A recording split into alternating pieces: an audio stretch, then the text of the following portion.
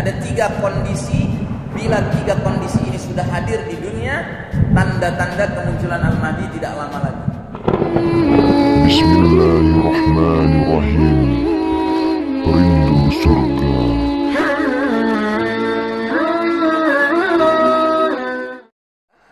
Nabi berkata, Al-Mahdiyu minni ajlal jabhati aqnal anfi. Al-Mahdi itu dari keturunanku, dahinya lebar, hidungnya mancung.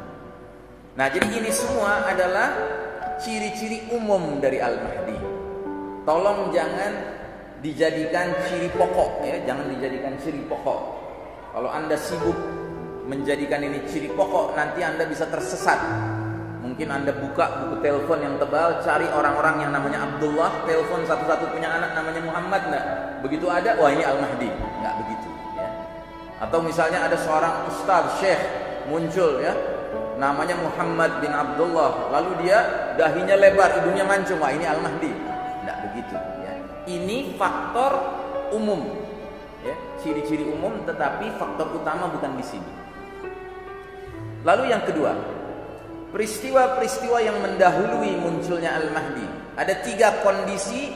Bila 3 kondisi ini sudah hadir di dunia, tanda-tanda kemunculan Al-Mahdi tidak lama lagi. Yang pertama, ubashirukum bil mahdiyyi yub'atsu fi ummati ala ikhtilafin minan nas. Aku kabarkan berita gembira mengenai Al-Mahdi yang akan diutus ke tengah umat ini saat terjadinya banyak perselisihan antar manusia. Itu pertama. Yang kedua, wazalazil, dan gempa-gempa, goncangan-goncangan. Dan yang ketiga, yamla'ul arda qistan wa 'adlan kama muli'at jawran wa zulman. Al-Mahdi akan memenuhi bumi secara merata dengan keadilan setelah bumi tadinya dipenuhi secara merata dengan kezaliman.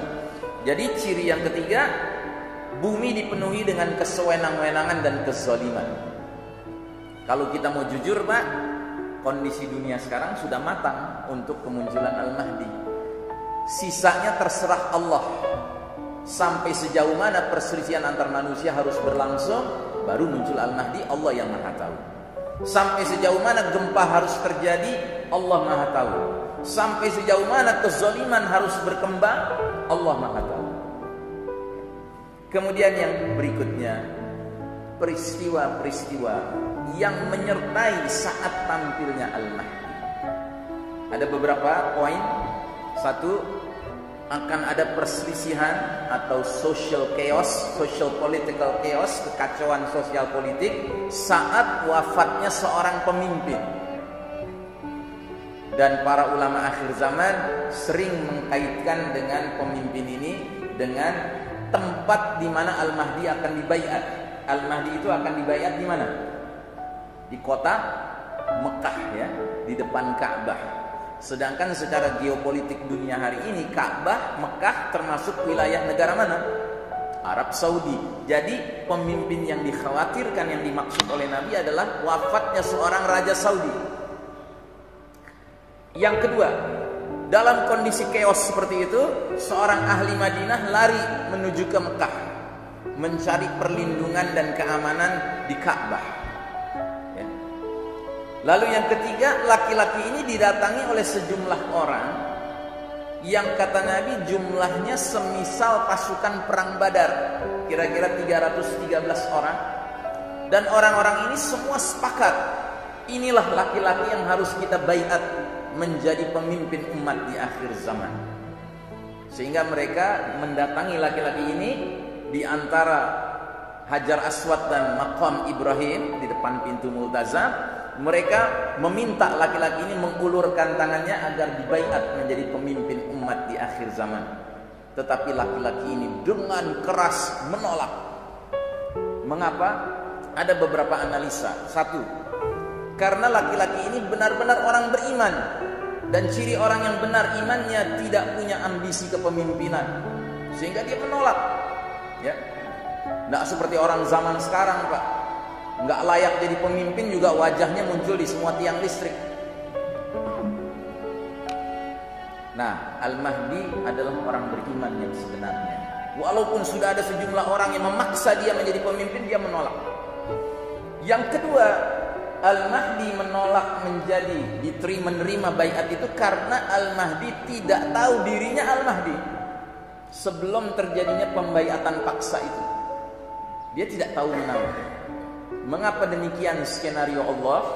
Karena Allah ingin memelihara Al-Mahdi.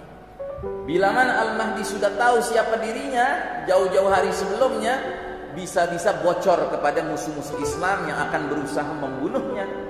Tapi dengan dia tidak tahu menahu, bagaimana musuh bisa tahu? Sedangkan dianya sendiri tidak tahu menahu. Lalu bagaimana 313 orang itu bisa tahu? Itu adalah kehendak Allah. Kita tidak tahu siapa 313 orang ini, tapi dalam sebuah hadis riwayat Al-Hakim dikatakan mereka merupakan yarda anhum sakinus samai was sakinul ard. Penghuni langit dan penghuni bumi senang kepada 313 orang ini. Entah siapa mereka. Nah, jadi laki-laki ini tidak siap. Dia menolak, ya. Tetapi mereka juga tidak kalah galaknya. Sampai mereka 313 orang ini mengeluarkan ancaman, jika engkau tidak menerima baiat ini, kami pukul tengkukmu. Maksudnya kami bunuh kamu. Akhirnya yubayi'unahu wa huwa karihun. Mereka membaiatnya padahal laki-laki ini tidak menyukainya. Nah, setelah dibaiat, malam harinya Allah Ta'ala melakukan sesuatu kepada laki-laki ini. Dikatakan dalam hadisnya, Al-Mahdiyu minna ahlal baiti yuslihuhu Allahu fi laylah. Al-Mahdi itu dari keturunanku ahlul bait yang Allah islah, perbaiki dalam satu malam. Jadi setelah malam itu tiba-tiba dia muncul sebagai pemimpin yang siap. Jadi Al-Mahdi tidak perlu ikut lemhanas, tidak perlu ikut training, tidak perlu ikut daurah, nggak perlu ikut ISQ, nggak perlu. Ya. Al-Mahdi itu dipersiapkan langsung oleh Allah Ta'ala. Nah, setelah itu dari arah utara, dari Syam itu wilayah yang sekarang terdiri dari Suriah, Palestina, Jordan dan Lebanon.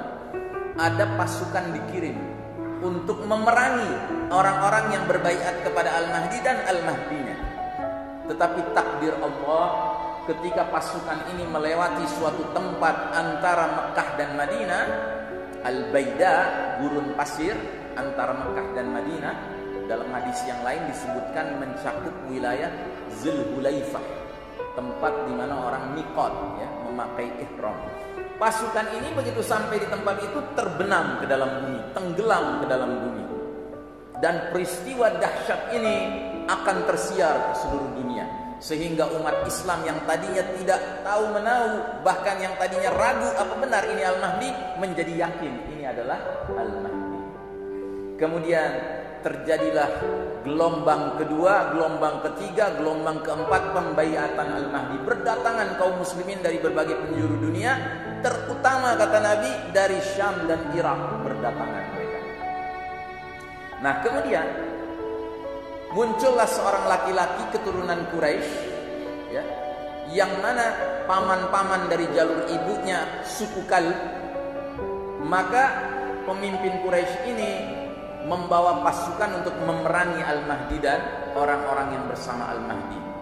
Tetapi takdir Allah, kontak senjata pertama antara Al-Mahdi dengan musuhnya dimenangkan oleh Al-Mahdi dan pasukannya.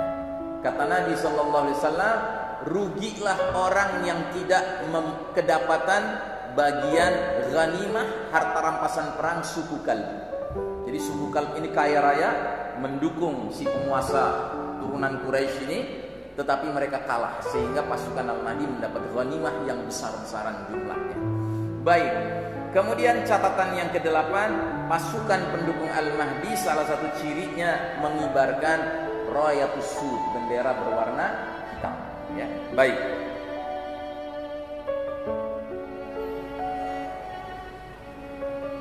Kita lihat hadis.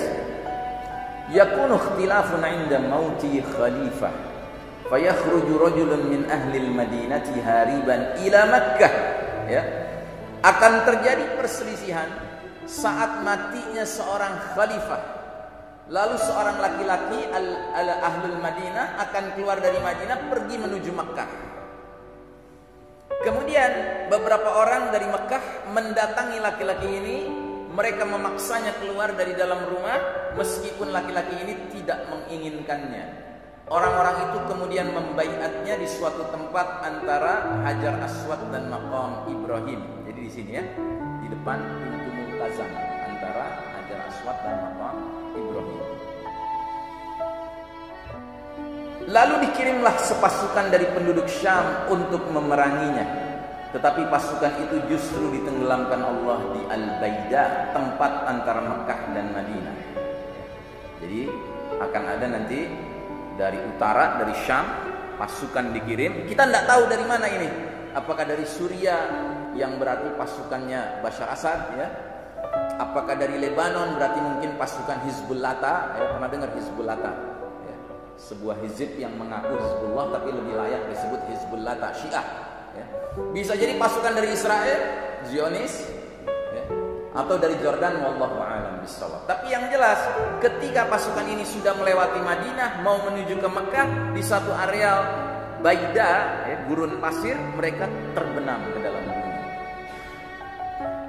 Lalu kata Nabi selanjutnya, ya, maka ketika manusia menyaksikan peristiwa terbenamnya pasukan ke dalam bumi itu, orang-orang soleh dari Syam dan orang-orang terbaik dari penduduk Irak berdatangan untuk membaiat Al-Mahdi di depan Ka'bah antara Hajar Aswad dan Maqam Ibrahim.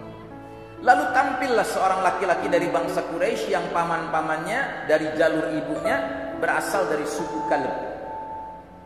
Kita tidak tahu siapa yang dimaksud pemimpin keturunan Quraisy ini, suku Kalb ini juga kita tidak tahu.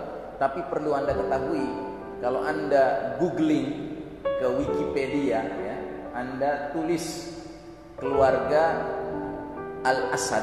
Al-Asad ini keluarga turun-temurun yang berkuasa di Suriah. Dulu namanya Hafiz Asad, sekarang namanya Bashar Asad. Ternyata keluarga Al-Asad ini itu jalur-jalur ininya, jalur-jalur keturunannya itu dari keturunan Kalbiyah tribe, dari suku Kalbiyah. Wallahu alam, ada hubungannya atau tidak, ya? Wallahu alam. Nah kemudian si orang laki-laki dari yang paman-pamannya dari suku Kalb ini, mereka mengirim pasukan untuk memerangi Al-Mahdi dan orang-orang yang bersamanya, tetapi Al-Mahdi dan pasukannya mampu mengalahkan mereka.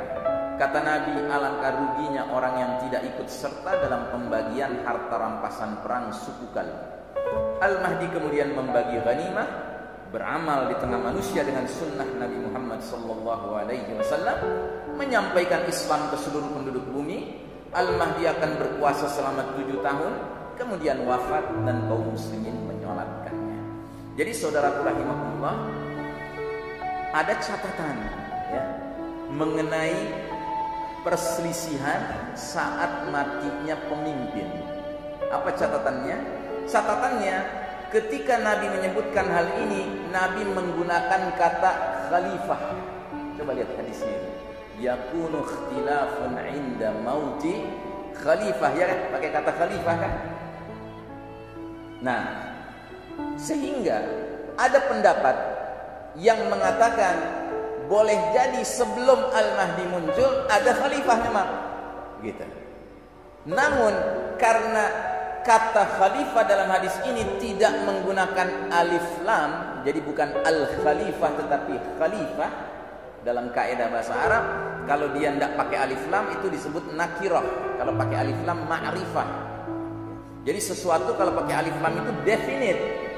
Tetapi kalau dia tidak pakai alif lam, indefinite. Oleh karenanya, penulis buku ensiklopedia akhir zaman Dr. Ahmad Muhammad Al-Mubayyad di halaman 725 ketika membahas hadis ini hadis diriwayatkan oleh Ummu Salamah, beliau berkomentar, yang dimaksud dengan kata ini bukanlah khalifah untuk seluruh kaum muslimin, karena kalau tersebut khalifah untuk kaum muslimin seluruhnya, niscaya kata khalifah dipaparkan dalam bentuk ma'rifat, al-khalifah, gitu, ya. Wallahu a'lam bishawab apa maknanya. Dan perlu Anda ketahui bahwa penulis buku ensiklopedia akhir zaman menulis bukunya ini, disertasi doktoralnya ini, sebelum adanya deklarasi khilafah di Syam dan Irak, gitu. Jadi dia tidak tahu menahu apa benar akan ada atau tidak.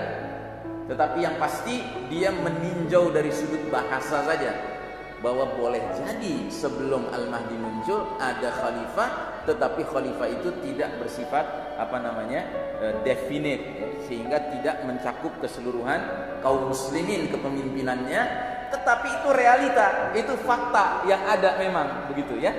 Nah, jadi apakah maknanya perselisihan itu terjadi setelah matinya sang khalifah ini? Wallahu a'lam.